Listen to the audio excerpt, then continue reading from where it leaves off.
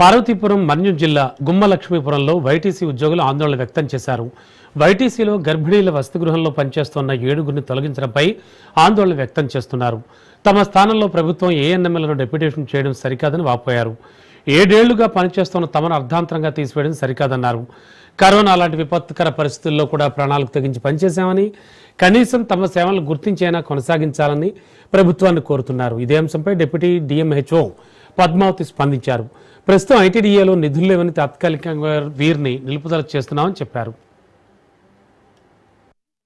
పనిచేస్తున్నాను. గత 7 సంవత్సరాలుగా పనిచేస్తున్నాము. ఏఎన్సీ కేసులు ఇక్కడ ఎలాంటి ప్రాబ్లం వచ్చినా సరే మేము వీళ్ళకి మంచిగా చూసుకుంటున్నాము. ఇక్కడ మేము ప్రెగ్నెంట్ ఉమెన్స్ హాస్టల్ దగ్గర కాదు, ఇక్కడ పనిచేస్తున్నాము.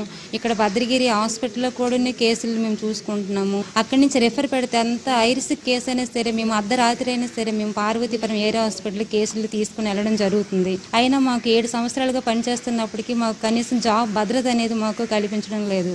టీడీపీ హయాంలో మేము పెట్టిన పోస్టులు 2018లో, ఇప్పుడు 2025 వచ్చింది. కానీ కనీసం స్టార్టింగ్ మేము పని చేసిన 3 సంవత్సరాల వరకు కొంచెం ఒక 5 నెలలకి 3 నెలలకి అలాగే శాలరీస్ పడింది. తర్వాత నుంచి గత 3 సంవత్సరాలు అవుతుంది కనీసం మాకు శాలరీస్ కూడా మాకు లేనప్పటికీ కూడా మేము ఎంతవరకు కొనసాగిస్తున్నాము. వాళ్ళకి ఎలాంటి ప్రాబ్లం లేకుండా మేము ఎంతకాలం చేయబట్టి ఇక్కడ ఎంఎంఆర్ రేటు కూడా తగ్గింది. ఇది గుర్తించినప్పటికీ కూడా రాష్ట్ర స్థాయిలో ఉన్నప్పటికి కూడా మాకు అసలు గుర్తింపు అనేది లెక్క చేయడం లేదు. అసలు ఈ టీడీపీ ప్రభుత్వం ఉన్నప్పుడైనా సరే మమ్మల్ని గుర్తించి మాకు జాబ్ భద్రత కల్పిస్తారని మేమైతే వినయపూర్వకంగా మిమ్మల్ని కోరుచున్నాము.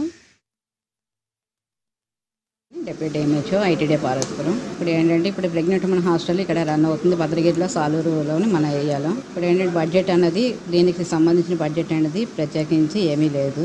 వీళ్ళకి ఏంటంటే నెంబర్ ఆఫ్ ఇయర్స్ నుంచి శాలరీస్ కూడా పెండింగ్ ఉన్నాయి.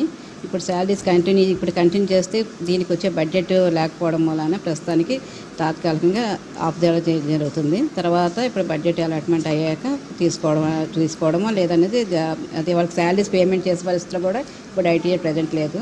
ఇప్పుడు సీతంపేట ఐటీడీఏలో కూడా ఇదే విధంగా ఏరియా హాస్పిటల్ నుంచి స్టాఫ్ని ఎంటెస్ట్ చేసి ఇప్పుడు ప్రెగ్నెంట్ మన హాస్పిటల్ చాలా అవసరం కాబట్టి ఏరియా హాస్పిటల్ స్టాఫ్ను కూడా వీనికి ఎంటెస్ట్ చేయడం జరిగి తర్వాత అక్కడ సర్వీసెస్ ఇవ్వడం జరుగుతుంది.